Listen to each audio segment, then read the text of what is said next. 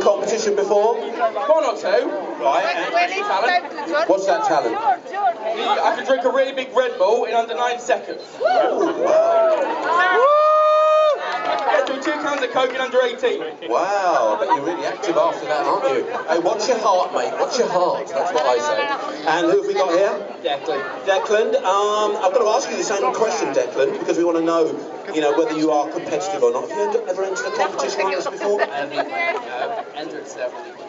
And have you won any of them, or you just enjoy the eating? Really? You're victorious. Oh, Declan's victorious. Okay. And finally, are you actually Spanish? We're in the shop. And your name is Jose.